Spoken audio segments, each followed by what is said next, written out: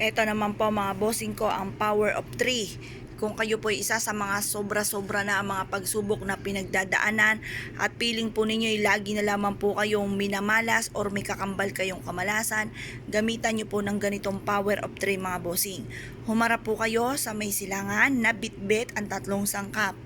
Ito po mga bossing ko yung ating asin, tubig, at ganoon din yung ating pong suka. Ngayon po mga bossing, pwede nyo pong gamitin yung sili kasi pampaswerte rin po yan, pangalis yan ng kamalasan. Ganoon din po may bawang din po yan at may konting asin din po yan. Ayan, templado na po siya mga bossing. Ngayon po mga bossing, bit-bit nyo ang tatlong sangkap na ito. Mag-wish ka po muna mga bossing. At habang ito po ay lumalagpak sa tubig, paulit-ulit ka mag-wish na mula sa inyo pong puso, nasa pamamagitan nito, hiyaman ako't magtatagumpay. Lahat ng mga pangarap ko ay matutupad. At makikita ko ang aking mga pinaghihirapan sa bunga ng aking sipag at tiyaga. Kasi minsan po mga bossing, kahit masipag po kayo, parang sa ulat wala po ang inyong kasipagan. Gamitan nyo po nito mga bossing. Tapos ito naman po yung ating suka. Kahit anong klase ng suka, kahit ulan tatak po ito, kahit yung mga lokal-lokal lamang, pwede na po yan mga bossing. Basta kung kayo ay magwi-wish, magmumula sa puso ang inyong kahilingan at naka-mindset sa inyong isipan na kayo po ay magtatagumpay. Lagyan nyo po ito mga bossing ko ng suka. At pagkatapos niyan, kayo po ay mag-wish na mula sa inyong pong puso. Sabihin nyo na dito ang lahat ang nais po ninyo. Ibulong nyo po dito na sa pamamagitan ng pampaswerteng ito, kailanman na hindi na ako mamalasin at lahat ng mga pangarap ko ay matutupad.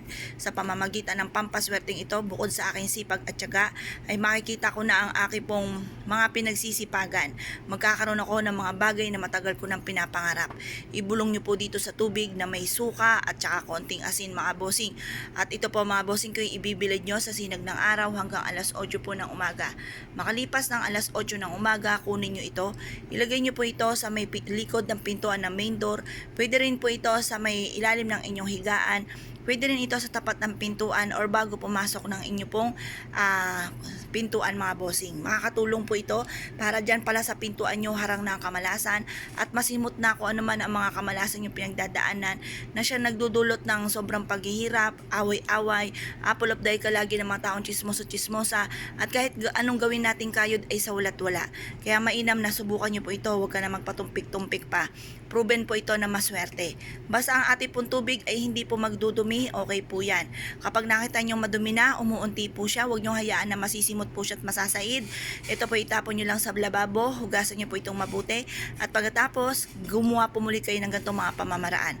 Ito po mga bossing ko, mapapasin nyo na iaadya ka kung saan ikaw ay laging suswertihin. Kaya kung kayo po naniniwala, ay siya, good luck po sa inyo lahat!